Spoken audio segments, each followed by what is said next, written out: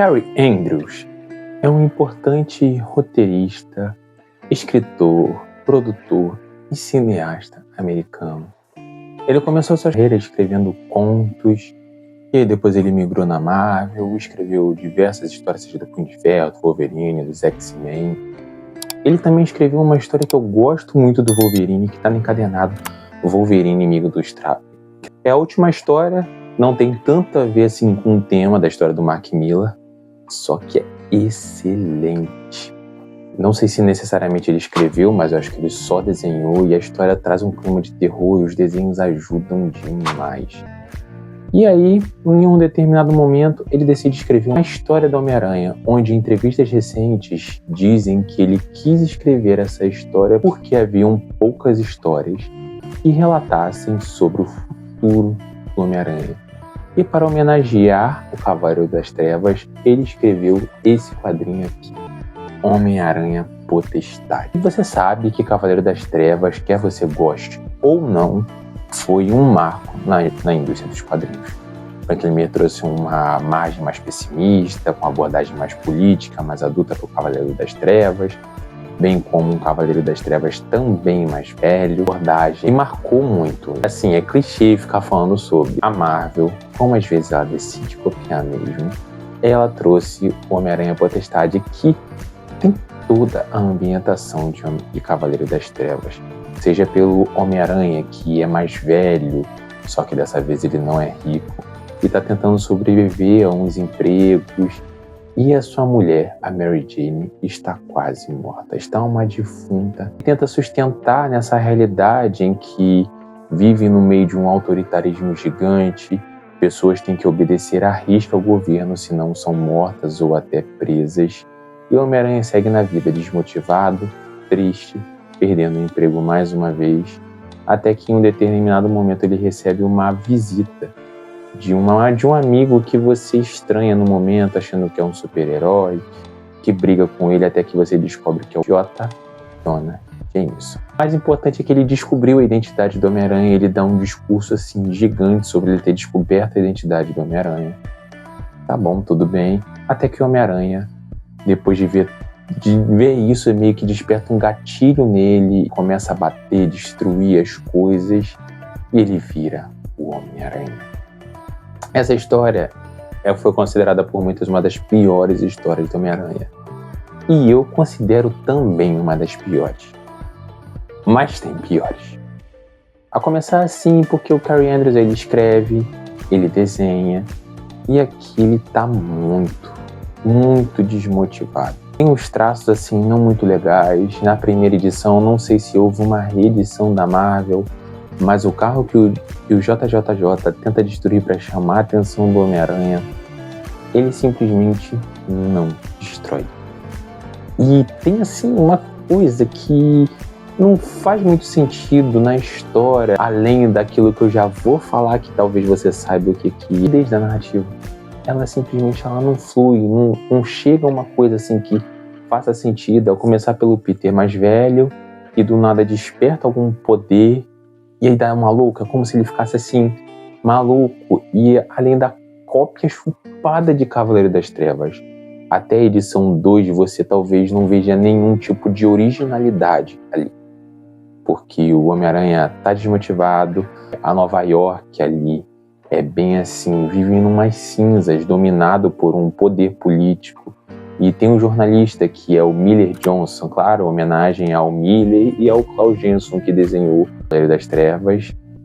E ele sempre fica falando bem do governo, fazendo uma propaganda do governo, e aquilo tudo bem aquele clima de jornal do Cavaleiro das Trevas, só que só tem um jornalista ali. A história que eu considero até boa nesse quesito político, porque ele traz sim aquele senso de urgência político. Você não vê a realidade paralela de Nova York, e o prefeito necessariamente ele está trabalhando para proteger Nova York, só que ao mesmo tempo ele elimina direitos, ele corta as eleições, ele fala que as eleições não são necessárias pelo bem de Nova York, e ele cria um negócio chamado Potestade, que meio que aprisiona Nova York para ninguém entrar ou ninguém fugir. E esse clima político é bem interessante porque, pelo menos para mim, gerou um certo temor porque a partir desse momento, desse temor, você percebe que tem algumas coisas muito parecidas hoje em dia, como os veículos de imprensa acabarem sendo vendidos para poder falar bem de políticos. Você talvez já acha que é algum grande, não, mas pode ser menores, que tem um menor alcance, que às vezes acaba elogiando demais um político, acaba abafando certas coisas, e aí tem um determinado momento que ele até consegue falar. Ele chega assim, ele fala, estamos desesperados e tal, só que já é tarde. E aí você percebe assim, onde é que está a verdade nisso? Será que devemos depender da grande mídia ou coisa do tipo assim? Parece que o quadrinho tenta passar essa mensagem, só que ao mesmo tempo é um pouco falha. O quadrinho também com a questão do Peter Parker, que ele desperta, tenta criar uma depressão nele, uma coisa assim melancólica devido a todos os seus traumas, só que é uma coisa que já é muito repetitiva. E ele não faz muito bem porque ele pega no relacionamento dele com a Mary Jane. E a Mary Jane tá lá igual um zumbi vivo e você descobre que o fato dela tá assim é por causa.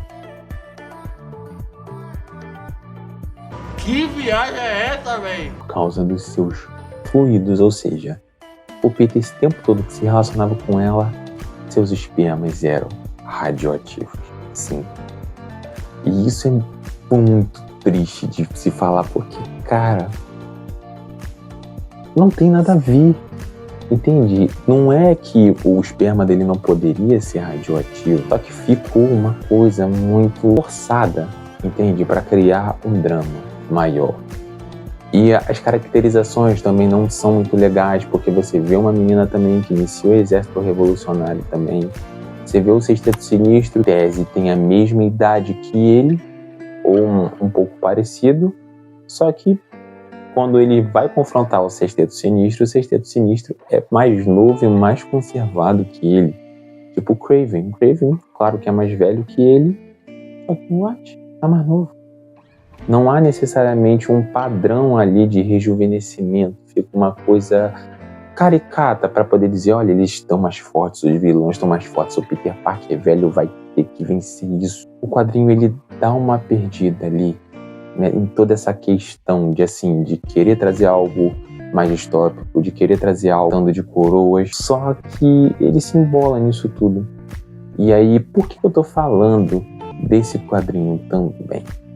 Aí vem um ponto importante, porque Cary Andrews também falou que ele decidiu escrever o Potestade 2, sim, vai ter um Potestade 2, porque ele sentiu que havia uma influência. Como assim? Que o quadrinho dele ainda era influente nos dias de hoje. Então, por ele sentir que o quadrinho estava sendo influente nos dias de hoje, ele resolveu relançar. E vendeu, obviamente. E aí ele deu uma repaginada e incluiu novos personagens como Miles Morales e uma nova Gata Negra. E esse lançamento já chegou o volume 1, a Panini relançou, e logo vai chegar o número 2. E esse volume 1 e esse volume 2 com certeza eu pegarei, mas o volume 1 eu peguei lá na Banca Espacial. Sim, a Banca Espacial fica no centro de Niterói. E você vai encontrar todos os quadrinhos, para além até de Marvel e DC. Os mangás, o que você preferir. Você pode entrar em contato com ela no Instagram, ou num grupo onde ela posta as novidades, ou ir lá também, que vai ser muito legal. Então, se você for lá, fala que foi através do Johnny também, que ela é uma parceira aqui do canal. Então, já segue lá, que você vai gostar de todos os quadrinhos, e tem quadrinhos bons também. Potestade é ruim, mas tem quadrinhos bons. E aí eu te digo, é ruim toda a construção? Não, toda a construção não. Há, assim, um drama interessante, tirando a questão que foi bastante forçada. Você vê o Jonah sendo trabalhado nessa questão dele de ter descoberto a identidade do Homem-Aranha, uma coisa que ao mesmo tempo que revoltou ele, mas trouxe uma certa esperança, e toda essa questão política foi legal.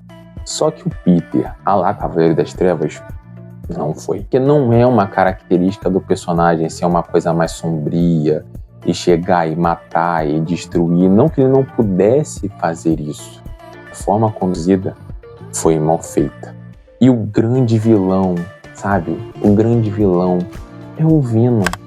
E ele tem, assim, uma carência, sabe? O que ele dá é basicamente que o Peter abandonou ele e ele se sentiu perdido. E o Ed Brock não correspondeu à afetividade dele. Então, ele até fala um momento que tudo era sobre o Peter. Entendi. Não fez sentido. Então, ele foi lá, dominou um prefeito, fez todo um esquema de autoritarismo para ele poder se alimentar das pessoas, porque o Peter não deu a devida atenção. Então você percebe que a razão final não fez tanto sentido. Não fez, para ser sincero, nenhum sentido. Confesso, não sei se é porque eu sou fã do Homem-Aranha ou porque eu gostei de verdade de certos pontos. Porque para mim, por exemplo, esse quadrinho não é pior que Um Dia a Mais. Um Dia a Mais é aquela coisa que faz o fã do Homem-Aranha se revirar e faz qualquer leitor assim honesto ter raiva da Marvel, principalmente do Joey Quesada. E eu sei que ele vai pra CCXP e eu vou ser um hipócrita de ir lá na mesa dele pegar um autógrafo. Mas, mano, Um Dia a Mais é pior. E há histórias do Homem-Aranha que, se você procurar mais a profundo, são piores que Potestade. Então você diria, Johnny, você recomenda? Eu não sei. Deixar em aberto para você ter toda essa análise que eu te falei. Então, se você gosta de uma minissérie, de algo mais distópico, talvez, até o Comic Book elogiou com umas 10 histórias imperdíveis do Homem-Aranha. Há uma importância para a mitologia do Homem-Aranha essa história aqui. Não é importância a título de cronologia, mas a título de personagem. Mas se a história é boa, eu falo com você. Não. Não. Mas fica a seu critério. Eu recomendo uma coisa que você tem que seguir e vale a pena, que é dar o seu like e se inscrever no canal. Se você fizer isso, eu vou ficar muito grato por tudo que você fez. E vai valer a pena ter lido esse quadrinho ruim. E no demais, até a próxima. Um abraço.